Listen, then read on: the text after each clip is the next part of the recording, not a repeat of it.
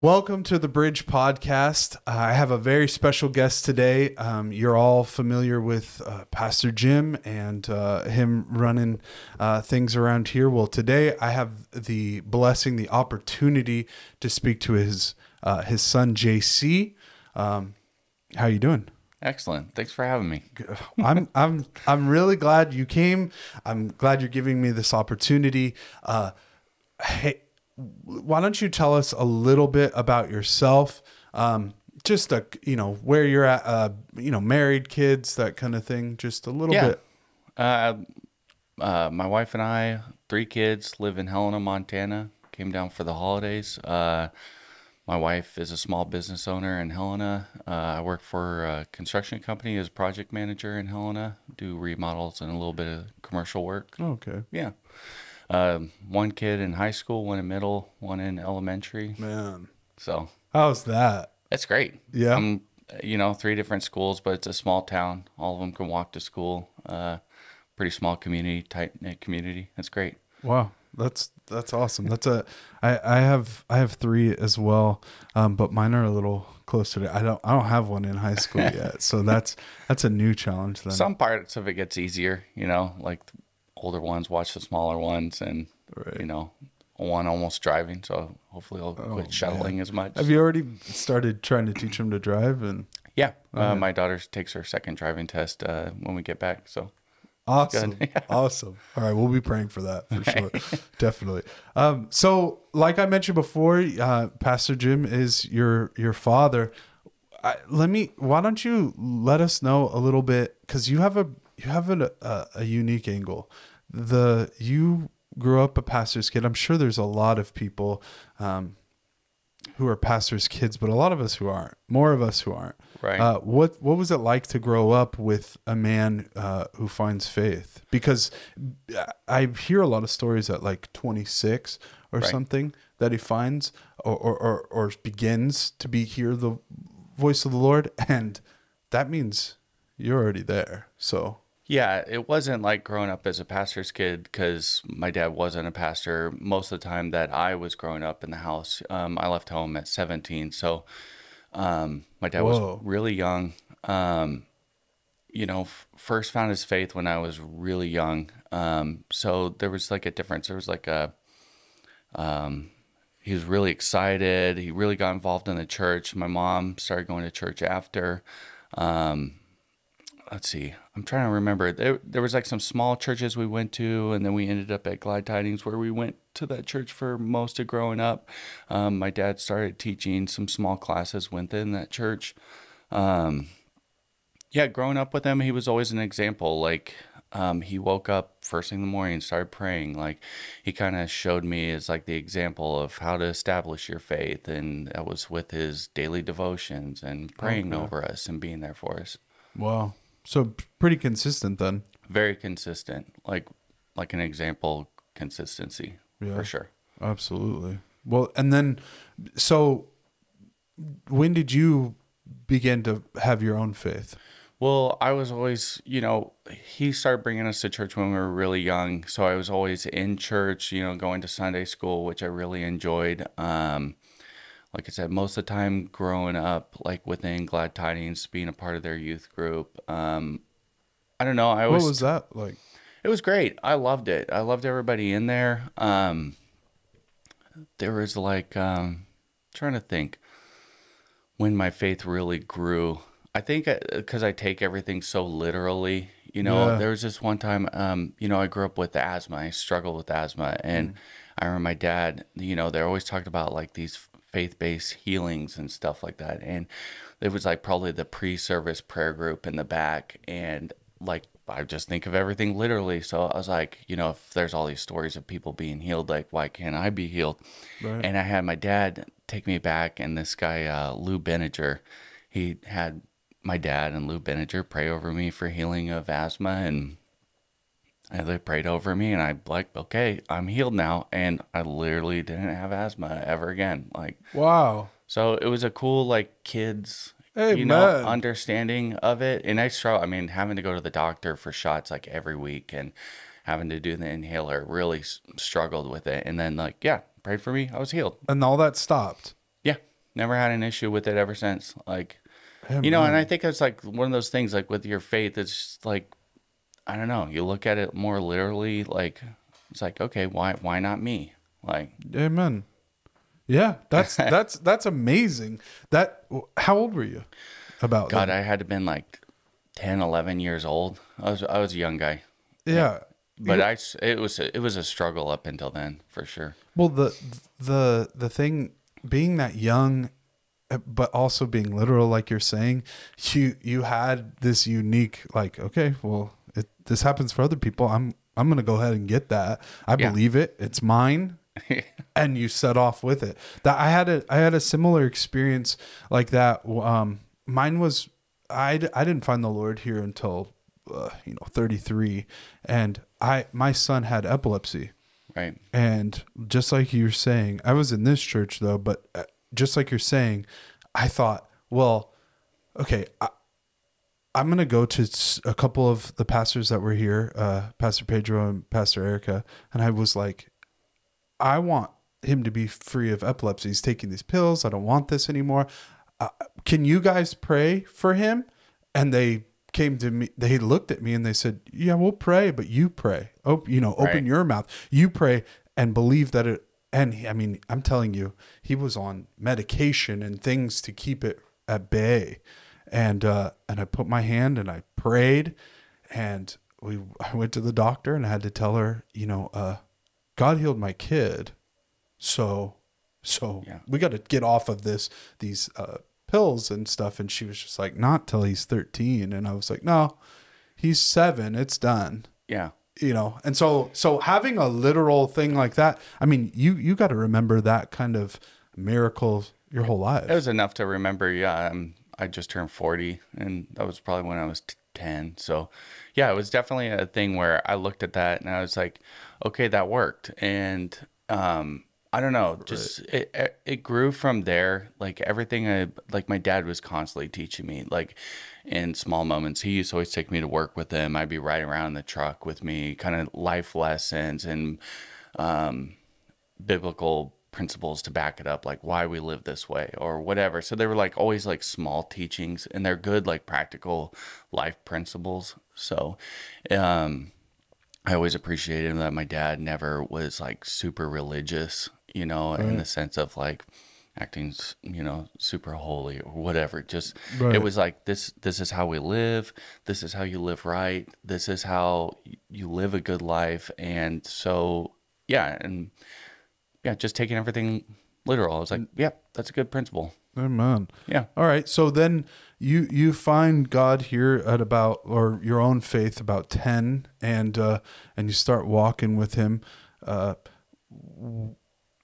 Do you apply him to what you're going to be in life? Like what your job was going to be, what your, who your friends were, or when do you start applying him to things in your life? Like as if, or how does my faith apply to my daily life? Yeah. It's just like one of those things, like 10, you're a young kid, Sunday school, and then you become a teenager, and then you're trying, different things. I was always in the church growing up. But then you start like seeing things differently. Like as I got older, people like, very religious, very strict, very rigid, or, I started noticing. I think the biggest thing, I'm trying to get to the point. You're okay. You got plenty of time. I think what was my dad was really great about exposing me to things outside of the church. I was never sheltered like within the church. So he owned a construction company, roofing company, all growing up, and he was really funny. I started out riding in the truck with him. Then I started cleaning up his shop. Then, thinking it's a day where I'm just riding in the truck with him again. I'm like 13, maybe 13 years old. And he pulls up, there's this old church in Marysville. It's like 2.5 stories up, like a 3-layer tear off. And there's all these, old guys working up there. They're doing this tear off. And my dad's sitting there in the truck just watching me. He's like, all right, here's some gloves. Like, you're going to go work with them all day. And I was like, up there? I was like, Dad, like, no way. I'm 13 years old. They're like packing this plywood, this heavy, like old comp and stuff. And he's like, yeah, you just grab those boards and you pack it to the truck. And I'm like, I can't do this. He's like, I never want to hear you say you can't until you try it. And then he just left me there. Come on. I ended up working with these guys. They're all like, I love them all, like, but they're rough, super rough. Yeah. And, being a 13-year-old working, and my dad's like, picks me up at the end of the day. He's like, how was it? And I was like, oh, it was freaking horrible, and, I was like dead. Man. And then he's like, okay, we'll get ready to do it again tomorrow. And it was then on, like, he always had me working with these guys, and they're all like, they're ex-felons, tweakers, like just a different group to be exposed to. But I worked with them all growing up.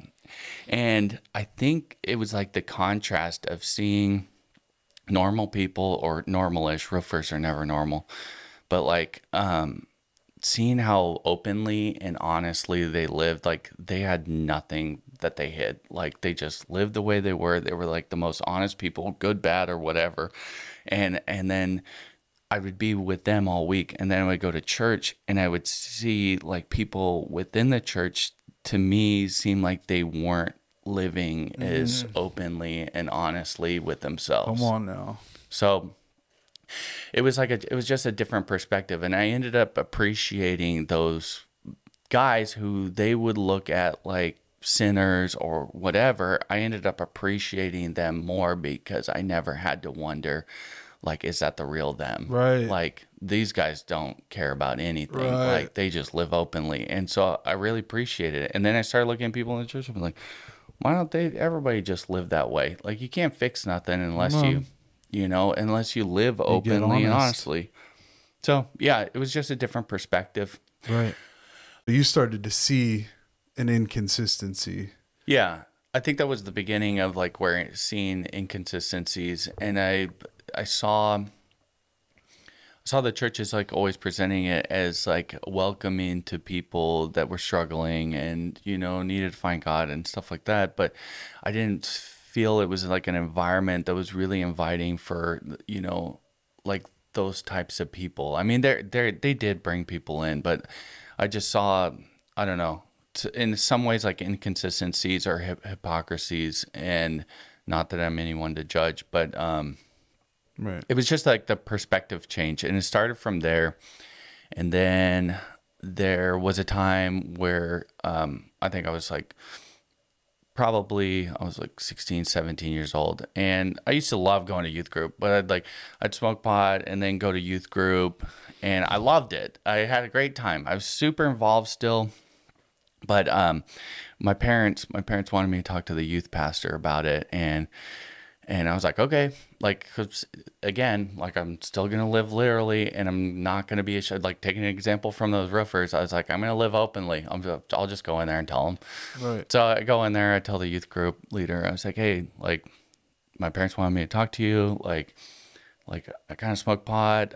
I don't know if it's bad or not, but my parents wanted to let me know. This is what it is. And he goes, well, he's like, until you decide to live an uncompromised lifestyle, I think it's best if you don't come back until you want to live, uncompromised life. And I'm just like, well, that's kind of messed up. I still like coming, like there's, right. Just meet people where they're at kind of deal. And I remember I was like, okay, I left, I went home. I told my parents, I was like, yeah, they said I can't come back until I decide to live an uncompromised life. And they're like, what? I was like, yeah. So I was like, I don't want to go back. I was like, I don't want to go back to church. Like, not that my feelings were hurt or anything. I was like, I just need to figure stuff out. Wow. And I think that was shortly before I was probably about 16, 17. And I think from then I wanted to develop and find my own faith, like the personal, like, faith, like, yeah. What does God mean to me, and how does this apply to my life, and how do I want to live? And I always had my dad's, like I told you, the little lessons he always taught me that through my life and stuff, and those stuck with me. But my parents were totally supportive. They're like, okay, we get it, understand your reasoning, but we just hope you don't throw the baby out with the bathwater kind of deal. Right. And Because you were in a moment where you were now having to, you had been going off of what you had seen. You've been going off of your father's faith, mixed with the beginning of yours. And now it was coming to the point of like, it's time for you to have a personal, it's your faith alone. Yeah. With him, with him. Exactly. And I think at that time, like, I didn't know, like, you know, because they were really, really hammering the uncompromised lifestyle, no compromise and everything. I was like, you know, everyone has compromise. Everyone struggles with something that you can't like live to that standard where you don't have any compromise. Obviously, like like that's the other thing, like living openly and without shame, you're not hiding anything. So you're able to deal with like compromise in your life. Recognize that like, hey, I struggle. Like personally, like I probably drink too often. Like I'm not ashamed of it. It's like, yeah, I want to do better, you know, not doing that. So by not hiding and living openly, you're able to recognize those things that you need to work on. Amen. So I think, yeah, from then, you know, my parents talked to me about it. They're like, we support you, everything else, which I totally thank them, not being like, you know, you're doing this. Like, they're like, we just hope you know, figure it out. At that point, I didn't decide I wanted to be agnostic or not believing, like, or believing in a higher power, but like not specific to anything. Like, I think I went through a short period where I was like, okay, I'm just going to take everything I've ever learned and develop like my own faith. And so that was shortly before I joined the Marine Corps, and I went into the Marine Corps. I was like, what got you to do that? That's a funny story. I was still roofing, but I started making pretty decent money for a 17-year-old, like actually really good. Yeah. And my dad was worried I was going to stay being a roofer, and he didn't want that. So he gave me a fake ultimatum, saying I had 2 weeks. He's like, you know, you're either got to plan for college or have a plan, or, you know, you're doing well enough that you can move out in 2 weeks. I'm like, oh, geez, like I got to come up with a plan in 2 weeks. I was like kind of panicking a little bit. And I think he was more pushing me to have a plan for college, but I ended up going to the recruiting station. My grandpa, uncles, my cousins were joining the Marine Corps, or they had been Marines and stuff. So, and it was always in my head. I was like, oh, I want to do that. And so I went in there, did the pre-ASVAB. I was 17. So they're like, okay, you're good to go. You just like, you know, it was like 2 months after 9/11. So they were taking everybody. Dang. And so they were like, get your parents to sign this waiver. I was like, okay, you know, so my parents, I talked to them. I was like, hey, I got a plan. And they're like, what is it? I was like, let's make dinner together and like hear about it. And I'm like, okay. So we're making beef stroganoff or something. I was like, so what's the plan? I was like, I'm joining the Marine Corps. I was like, I need you to sign this waiver so I can leave. And my mom was like, Jim, stop him. Right. Like, my dad was like, he's like, I just meant for you to have a plan, like college. You don't have to do this. I was like, no, this is what I want to do. And he reminded me the other night. He's like, you did say, he's like, you know, college is going to be a waste of money, like, because I'm not disciplined enough. Like, you know, I'm going to go do this to develop the type of discipline. And then, wow. Yeah, I scored really, really well on my ASVAB. So they're just like, the whole book's open to you. You can pick any MOS you want, anything. And what's an MOS? Military Occupational Service. So like it's like your job. Okay. Awesome. So they're like, you can do anything. That was for all of us who don't know.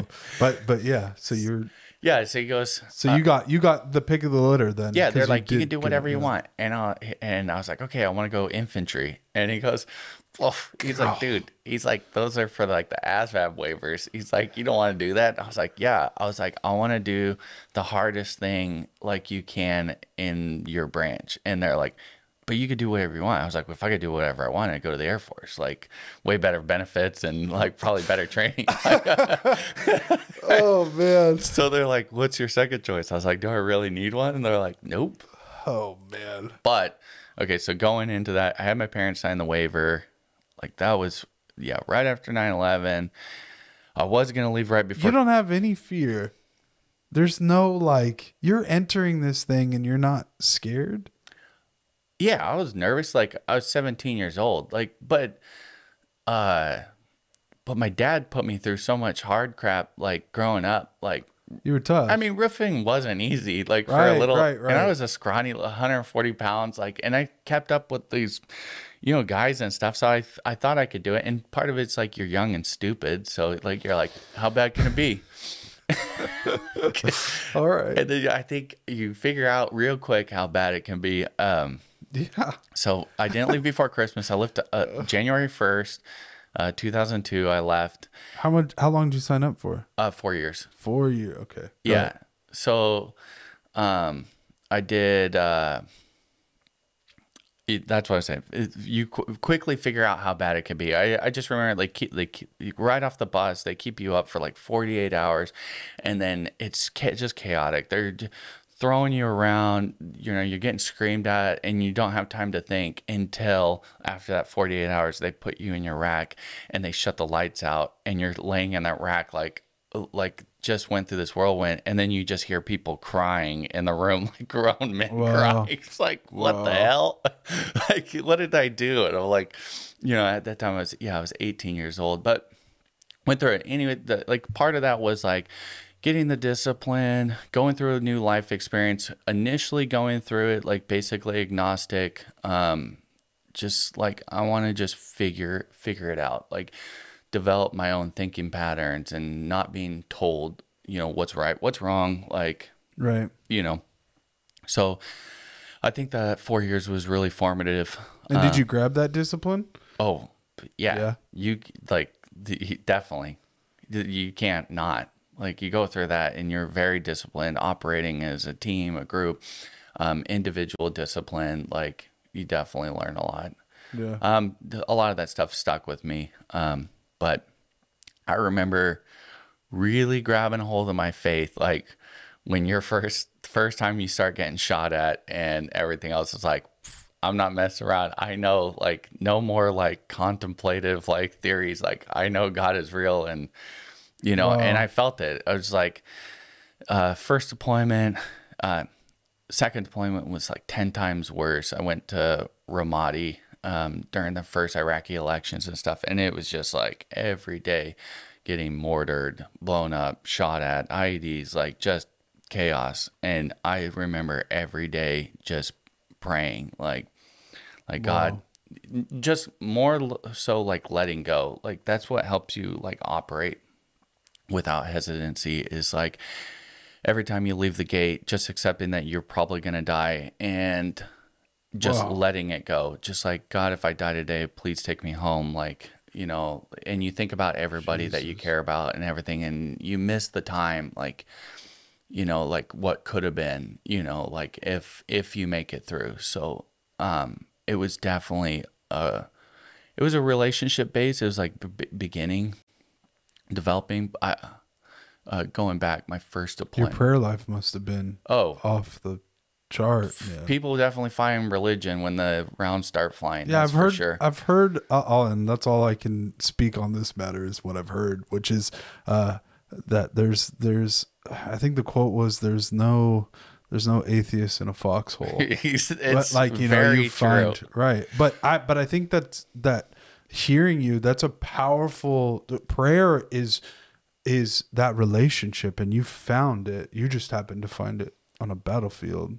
Yeah, I guess that's what it took. But there was one that would the biggest epiphany like I had was actually on my first deployment. And so our company was like, our battalion was first in like Kuwait. We did, we staged in Kuwait for 2 months before we first invaded Iraq. And I remember we were just going through like the oil fields when they were burning. We were going city to city.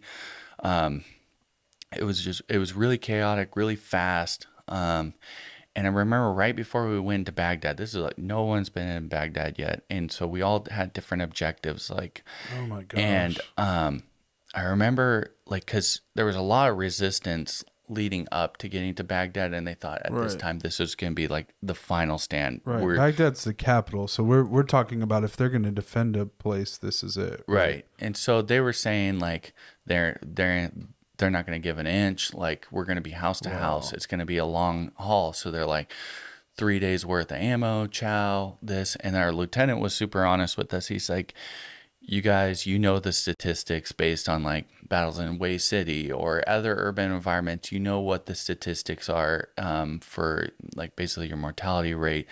Most of you aren't going home, so make sure you got your letters, whatever your battle buddy knows. Take these 30 minutes, just relax, and then we're going in. And I remember me and my buddy from Arkansas, Seth Cobb, he was in my squad, and we were sitting underneath a tank in the shade, and I remember we were just quiet under there, and I was really thinking about everything. Like mostly I was thinking of like everything that could have been kind of deal. And for an 18-year-old, you're just like, geez, like I could have had a whole life, you know?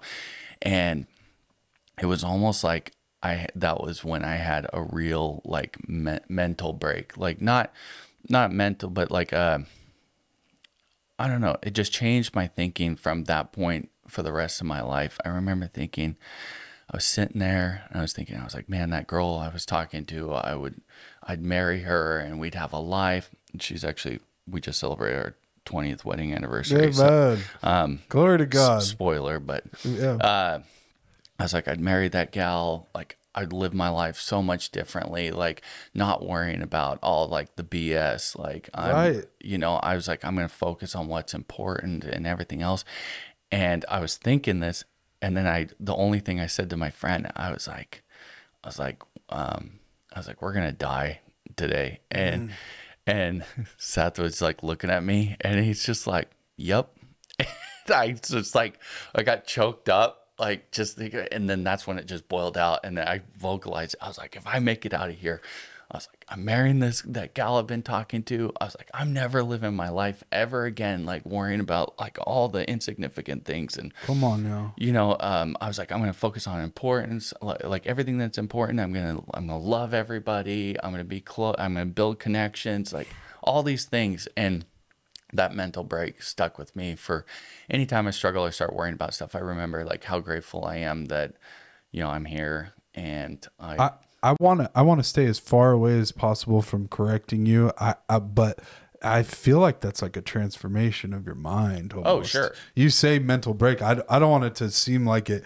That's a transformation. You had a moment, but it was like within like your mind a short minute. Yeah, I call it a break because it broke out of whatever the thinking patterns were before. Right. Come on.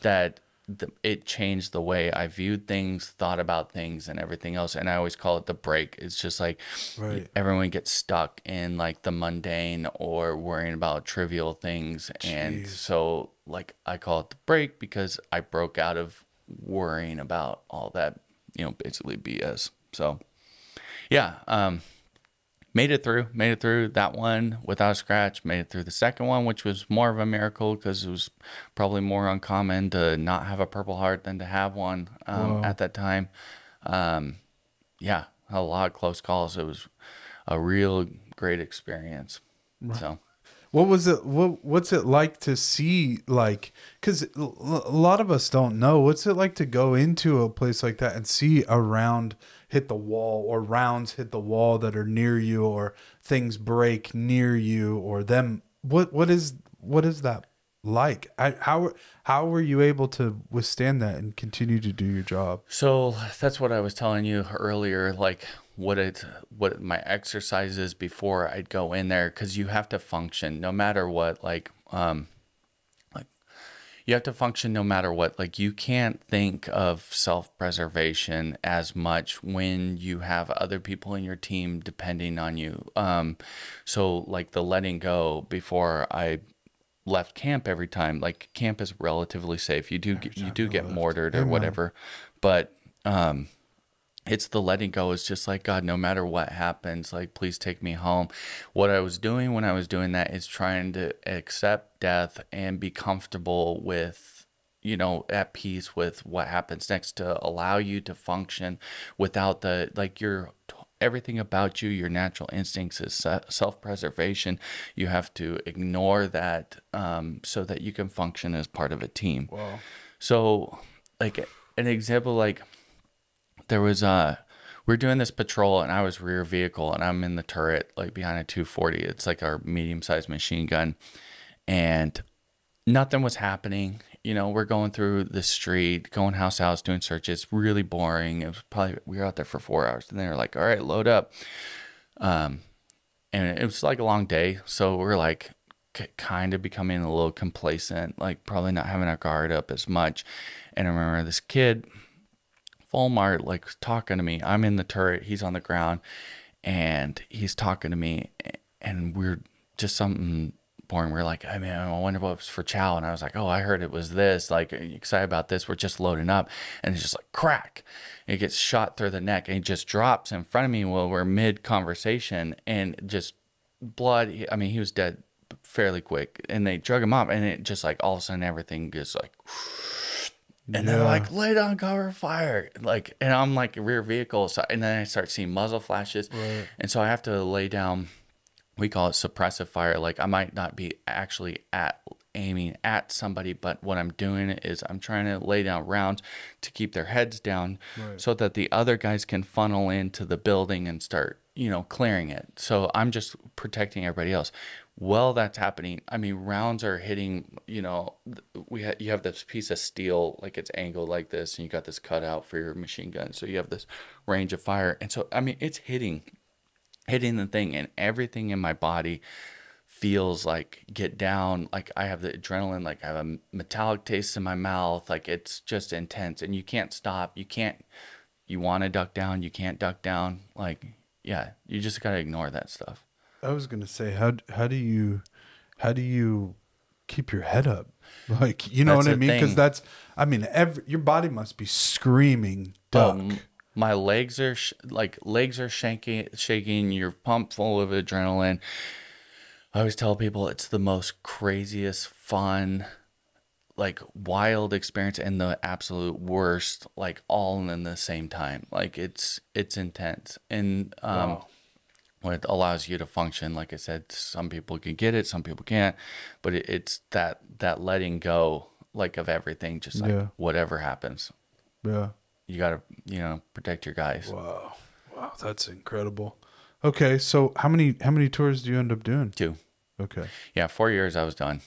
I was like, so you did 2 in 4 years. So you go, how long was each one? Like 7 months. Yeah, okay. I think 7 months.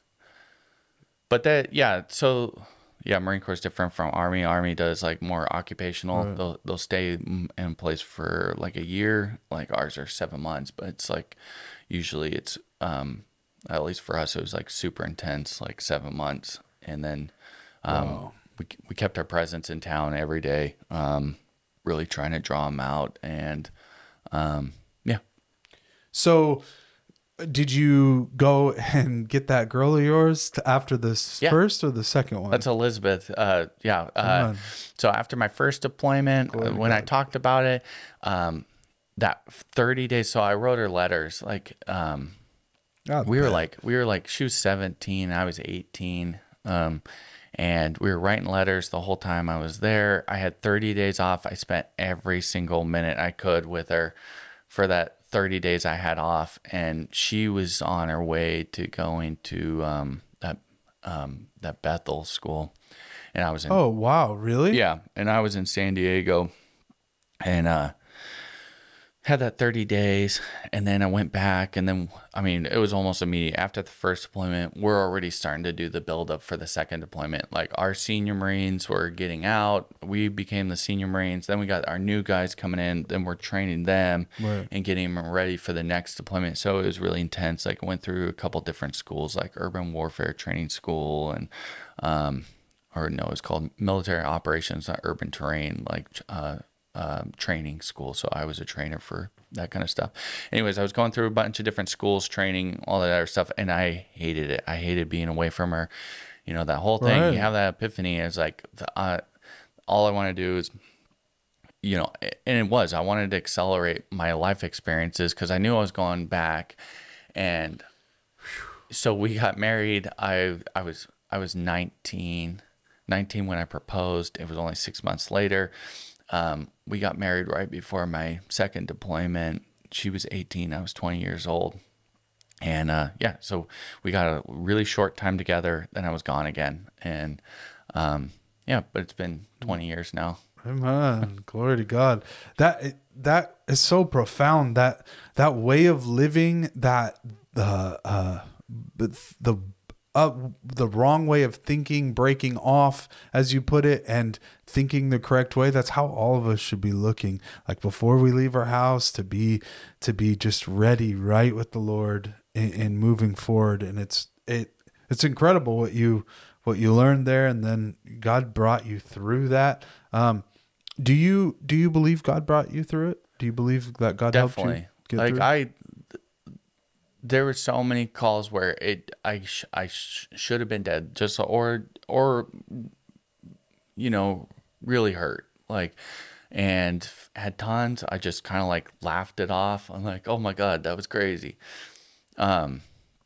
The other one, yeah, like letting go. But the other one with that I left with was the real like spirit of gratitude. Like everything, no matter like how bad things get, and you know, life gets hard. Like just regular life, it's a perspective thing.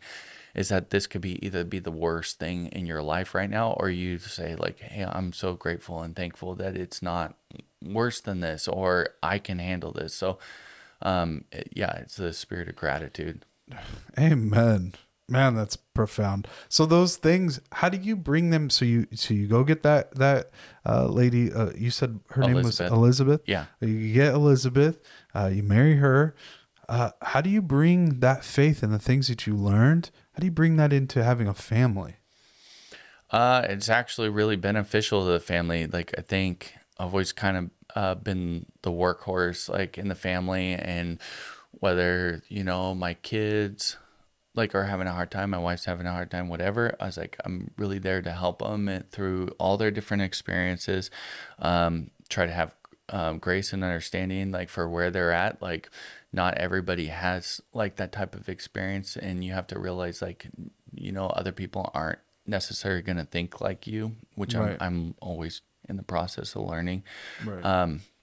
And trying to impart some of that, you know, gratitude and that mindfulness that things can be worse, you know? Right. Right. And man. And so are you teaching your kids the same way your dad was teaching you? Are you, Yeah, more so like, you putting them on a roof and saying, good luck, buddy? no, I'm not doing that. That was crazy. I talked to my dad about that a couple times. I was like, dude, that was nuts. Like, you know, he had me driving this old rickety International Top Kick. I think it was like an 83 International Top Kick. Like I literally got my license on Monday, and I think it was like a Wednesday. He put me into this scissor lift dump bed truck, and he's like, go drive downtown and pick up all this garbage at this job. And I'm like, I've never even been on the freeway before, and I'm driving this thing that's all blind spots with like I don't even think it was, I don't know. It was like, I was like, that was nuts. He's like, yeah, that was kind of nuts. Well, the thing is, it got you prepped for what you were going to, man. It's like not being afraid to take on something new. That's for sure. Like, it's like, oh yeah, I can do it. I've done these, you know, these other crazy things. I'd like to have the opportunity to put my kids in that position. And I do try to make like some things like they have adversity, you know, to overcome, but it's tough. Right. Do they now is it hard having you said the youngest is 10 or 11. 11. Yeah. Dang. And then you have a high schooler. Mm-hmm. Is it hard bringing them faith and like showing them what that is? How do you are you going to church up in Montana? Every once in a while, not regular. I took my daughter with me like a couple weekends ago. I'm really inconsistent. It seems irregular for you because your story so far has been a lot about consistency. Yeah, and so far, like, I don't know. I was actually talking to my dad about this, and they said the importance of developing a independent and self-reliant relationship with God. So I do spend every morning, like usually my morning routine is like get up at 5, either work out or get in the shower, put on my meditation. Like it's what time are you up? usually 5:30, Yeah. and then get up, my quiet place is usually my shower. I put in on my 10-minute meditation where I'm clearing my mind, doing a breathing exercise. And usually that gives me the space where you really communicate with God and like, Wow. And then I start my day. And then, end of day, like before I lay down, like read a little bit of my Bible and stuff. So I've really developed a personal, like self-fulfilling relationship with God where I don't know, I just don't really go to church that often just because I don't feel like the need as much. But now I'm really realizing that having to develop that relationship with, or develop the tools to develop a relationship with my kids. So I have one kid that doesn't want to go to church, and I meet him where they're at. I was like, okay, but I'm still going to give him the lessons just like my dad did, like your basic life principles, principles to live by, Right. biblical teachings to back that up. And so I teach them in the way that they should go. Yeah, but they're going through their thing where they want to be rebellious and everything else. Right. And I just don't want to force a faith on any of them. So right, you want them to develop faith the way that you developed. You want them to have a personal relationship, or just it's not going to be that way. Yeah, I think the ones where religion is foisted on your kids is one that soon as they leave will shirk it off. And so like I want them to come in their own time to what they believe. Real. So yeah. And okay, so, and as you bring them those lessons and different things, how do you keep yourself from, so the Lord's really been showing me about not losing my patience with it, right? And I'm not talking about losing patience in like, oh, they don't understand a lesson or something like that, but just in, how do you not lose your patience when you're dealing with, when you're trying to teach a lesson about the Lord? Obviously, it's very important that you don't. But how do you keep your patience in this lesson, even when you know they don't want it? Because I believe everything happens in God's time, and that everything that you go through is a development. Like they'll have a time where it's going to be really hard for them, and then they'll come back and reach out to you or me, and when they're ready to hear it and receive it, opposed to hammering it. Right. And so like it's really disappointing, or it's not disappointing, it's just like where my middle son's at. He says, I don't believe in God. And I was like, okay, like that's fine, but I do, and this is the way that I live my life, and I'm not going to hammer, like try to change his mind. Like I believe that God will change his mind in his time, like, and I have to have faith that that will happen. Right. So I try not to get frustrated just because I know I was there at one time, and they all, kids growing up want to feel their own independence, and whether that's like rebelling against their parents' faith or whatever, like, gotta let them exercise that. You can't force somebody to be something that they're not, or change their thinking by no matter how many times Dad said it. Right. Right. So, amen. So recently, I currently work, one of the things that I do is work at a theater, and I had actually met your wife's father, and he was with a few of the people that he works with, and they were coming to see a movie or whatever, and I seen how many of them there were, and then I know clearly that your parents are here. So why Montana? What's up with and I want that to come across as such a I want to know, not like you shouldn't be in Montana. I just mean, oh no, like, I love Montana. It's oh God, if you guys ever been there, like, I don't want to advertise for it. It's a horrible place. Nobody wants to be there. No, it's like that was an interesting story. So I came back for a brief time after I got out of the Marine Corps. Came back here. I think for a year or less than a year, and then that was during the housing market collapse. I was doing commercial roofing back then. Everything was kind of coming to a stop, and I was working in Reading. I was coming back I swung by my dad's office just to talk to him. I always, like, just like a kid, I'd check in with my dad, bounce ideas and stuff like that. He always gives me good counsel and stuff. And Amen. I was like, I think I got to do something different. Like everything seems like it's coming to a stop. He's like, well, if you're going to do something different, why not do it in a different place? And he's like, he said it. He's like, you ever thought about Montana? Maybe it was like one of his dreams. And then I remembered back, I had a buddy that was in my platoon. He was actually my fire team leader. We got in trouble together, so we had to stand post for like 2 months straight together. So you end up talking a ton. And Right. he was talking about how much he loved California, how he's never leaving. He's like, there's so much to do there. He's like, I hate it where I grew up. He's like, there's nothing, nothing to Right. do there unless you like hiking, fishing, hunting. I was like, that sounds awesome. Where's that?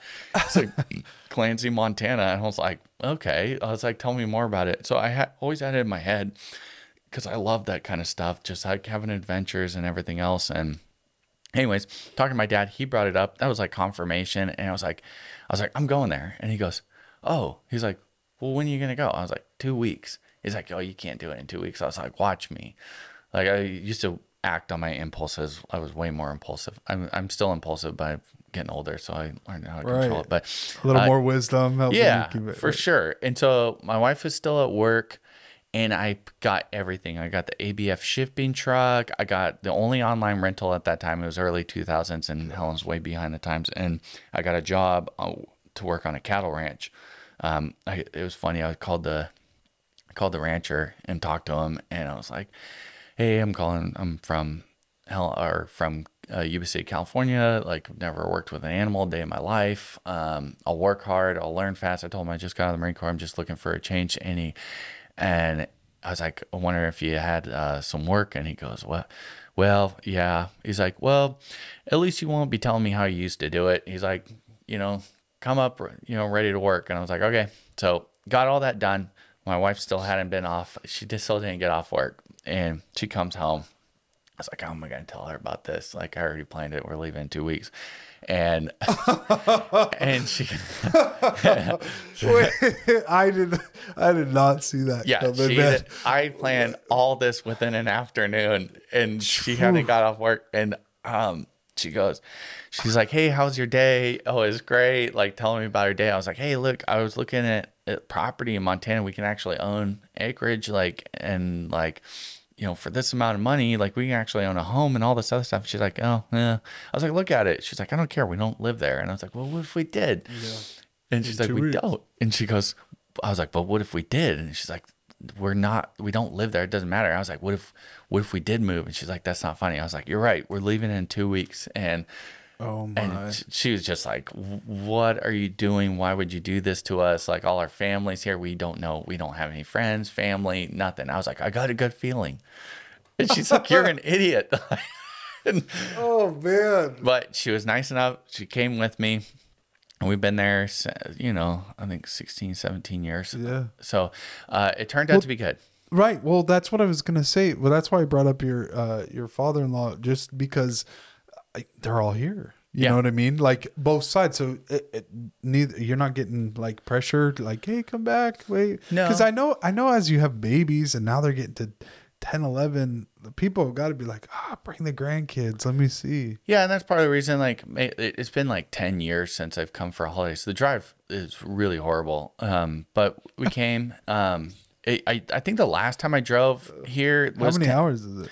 Well, this time it took 17 hours. And normally it takes 14. But the roads and the ice and snow and stuff was so bad all the way to Idaho. It was really horrible. But yeah, the last time I drove up here, we were going up and over Lookout Pass, and it was just like the worst storm I ever driven through. And I'm driving like the sleep train. All the babies are asleep. Everyone's asleep. And I'm just like white knuckling it through the dark and the snow. It's horrible, but definitely making an effort. And they come up. So Liz's parents come up, my parents come up. I think they see our life and stuff there, and they see like what they're not trying to get us to come back because they're like, this is awesome. Yeah. You're happy. Yeah. And, so like in that time I've been there, I've been, like a fly fishing guide, like had all these, I managed a brewery for a long time, fly fishing guide. You really took your father's, like that advice. You said it right at the beginning of this whole thing. You said you had to go up there and you said, you said, I can't do that. And your dad said, don't ever say you can't. Yeah. You took that and like just ran with that thing. Yeah, I've always said like I could do whatever. Like right. as long as you have like the mental capacity to adapt. It gets harder as you get older, but yeah. Like, so you were a fly fishing guide? Which would you do? Just like, hey, I like fly fishing. I'm gonna guide people. Like no, okay. So first was the first couple of years I worked as a ranch hand. Like I worked on a cattle ranch. It's like. It's always so funny when everyone watches that Yellowstone show, and I was like, it is not that glamorous. Like, even that show is glamorizing it. Dumb. I was like, just being outside all the day, but it was an amazing experience. Like, I loved working on a cattle ranch. I did that. Worked for a distributor for a while. It was a beer and wine distributor. Just all kinds of stuff. Then I managed a really successful brewery in town, which was really awesome. Yeah.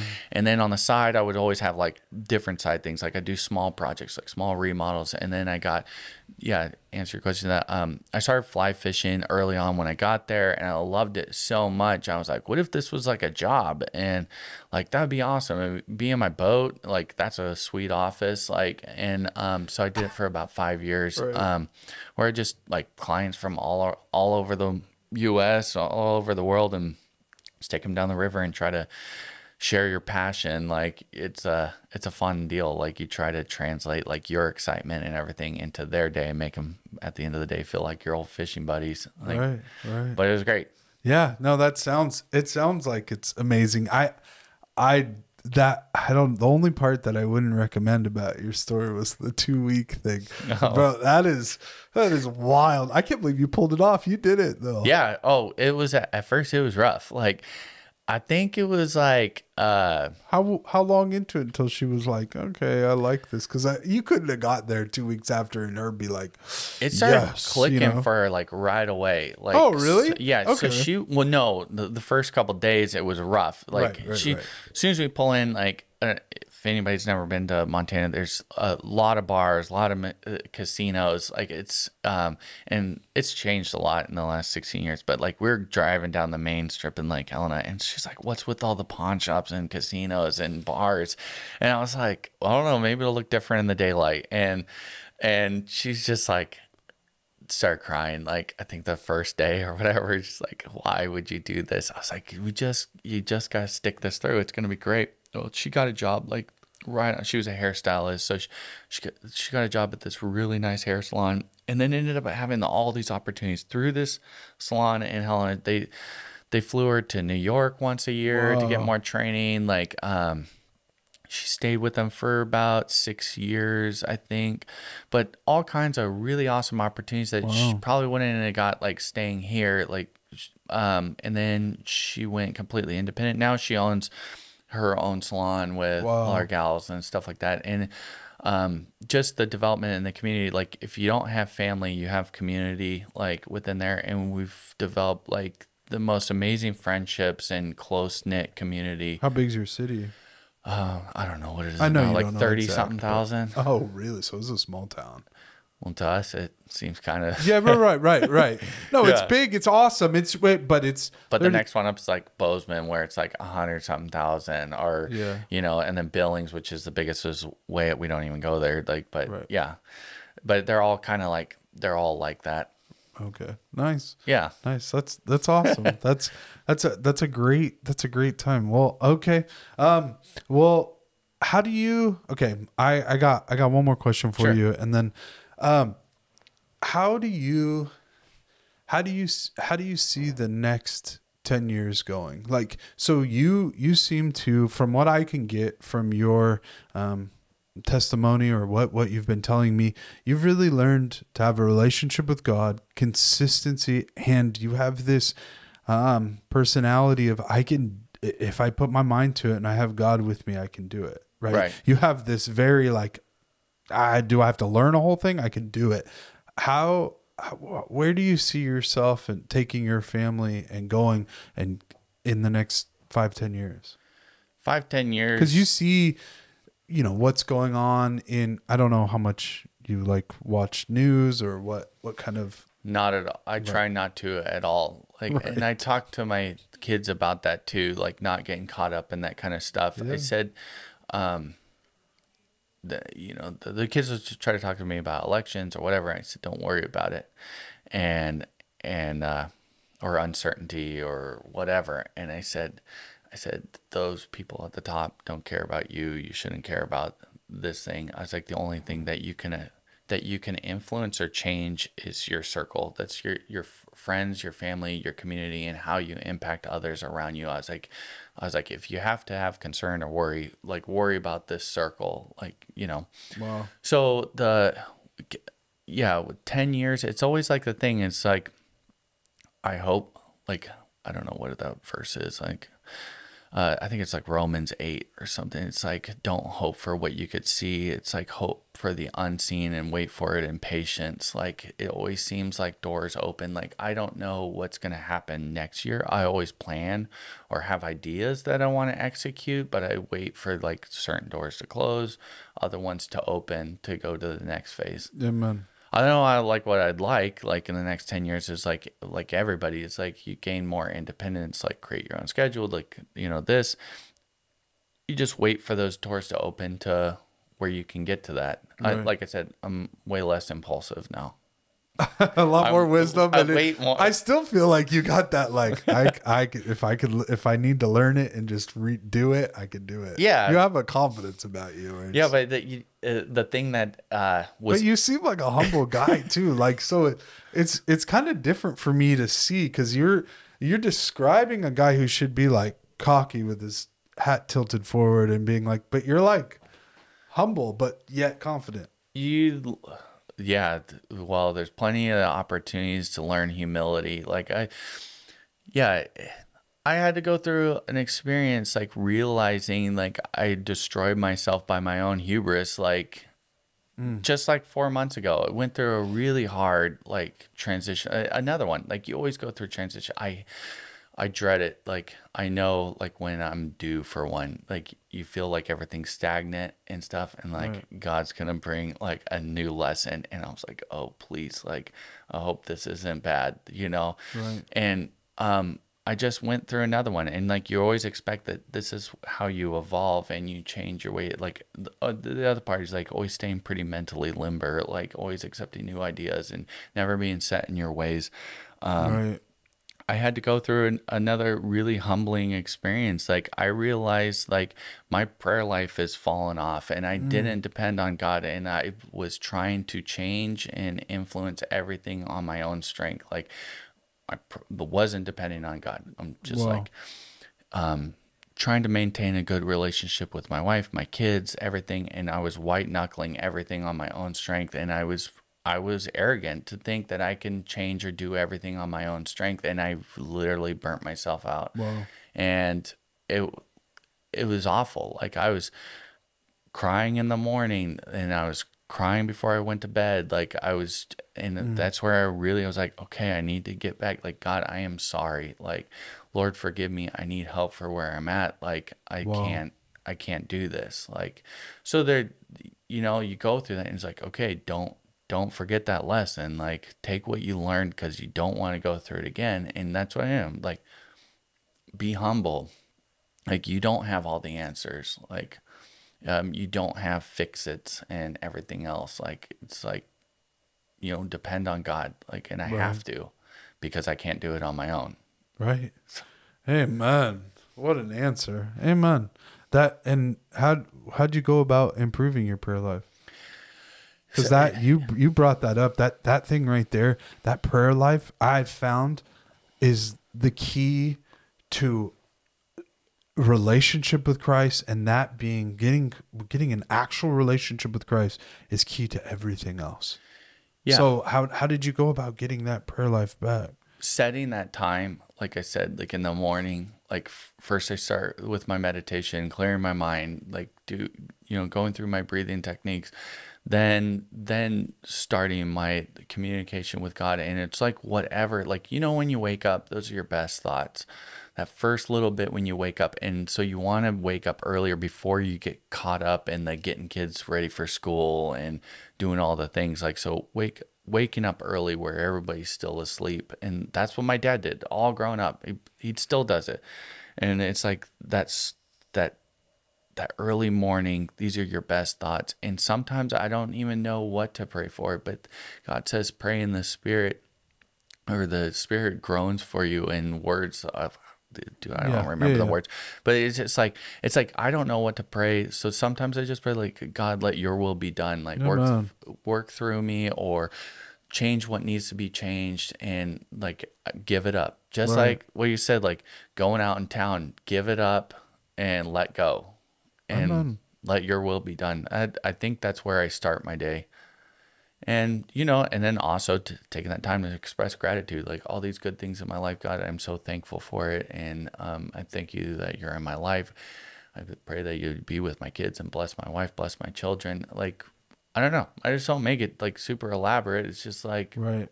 You just set time for it. Well, you said in there, you set time for it. You speak over the things that you need, and sometimes you don't come in with like an agenda to it. You just come in going, okay, God, where do you want me to pray for? Yep. What do you want me to say? I hope for the unseen and wait for it in patience. So many of us can take that exact and information and tactic and apply it to our lives, and it would really change. I think so. I think naturally we just always try to, like, if I do enough, or I, try to get my hands on this thing, I can change it, or I can make it better, or whatever. And most times you're going to end up screwing it up. Like, right.